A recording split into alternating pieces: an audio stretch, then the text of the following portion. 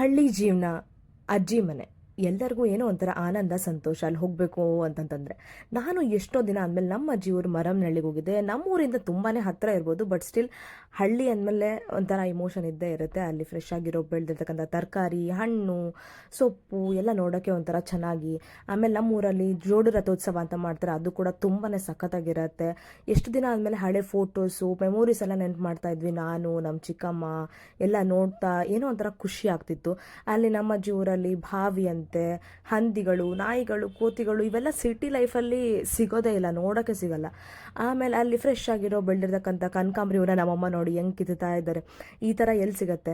ಸಿಗೋಕ್ಕೆ ಸಾಧ್ಯನೇ ಇಲ್ಲ. ಅದಾದಮೇಲೆ ನಾನು ಹುಡುಕ್ತಾ ಇದ್ದೀನಿ ಎಲ್ಲಿ ಚೆನ್ನಾಗಿರೋ ಹಣ್ಣಾಗಿರೋ ನಿಂಬೆಹಣ್ಣು, ನಿಂಬೆಕಾಯಿ ಸಿಗತ್ತೆ ಅಂತ ನೋಡ್ತಾ, ಯಾವ್ದು ಚೆನ್ನಾಗಿದೆ ಅಂತ ನೋಡ್ಕೊಂಡು ಹರ್ಕೊಂಡು, ದುಡ್ಡು ಕೊಟ್ಟರೆ ಸಿಗತ್ತೆ, ಇಲ್ಲ ಅಂತನಲ್ಲ, ಬಟ್ ಸ್ಟಿಲ್ ಏನೋ ಗಿಡದಿಂದ ಹರಿತೀವಿ, ನಮ್ಮ ಮನೆಯಿಂದ ಹರಿತಿದ್ದೀವಿ ಅಂದರೆ ಏನೋ ಒಂಥರ ಖುಷಿ ಆಗುತ್ತೆ.